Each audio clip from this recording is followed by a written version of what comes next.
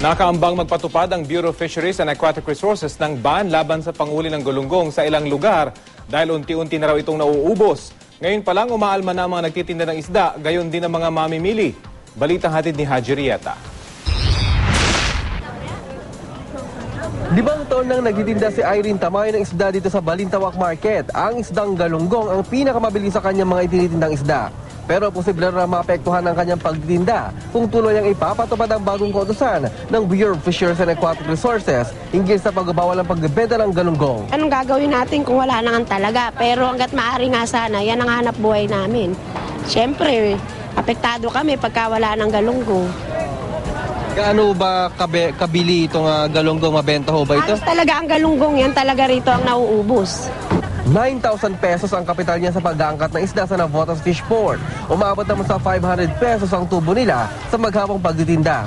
At kapag natuloy ito, posibleng mababawasan na ang kita nila. Ayon kasi sa BIFAR, pinapag-aralan nila ang pagkakaroon ng ban sa pangisda ng galunggong dahil unti-unti na raw itong naubos. Bagaman di pa ito na ipapatupad, ang mga suki naman ng galunggong umaalma na.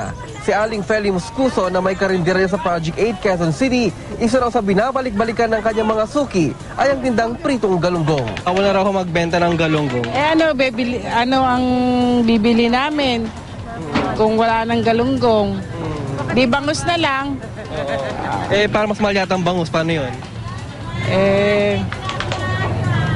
Bibilhin kahit mahal dahil wala nang makain eh. Kung wag nilang iban kasi yan lang ang kaya ng mga mahihirap. Hindi kami nakakabili ng mga malalaking isda, mga lapo-lapon, ganyan. Ang kaya namin galunggong lang kasi mura ngayon yun eh.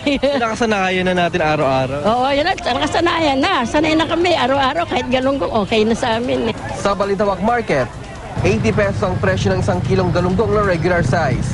Ang malaking galunggong nasa 90 pesos ang 1 kilo. 60 pesos naman ang mga maliliit na galunggong. Haji Rieta, GMA News.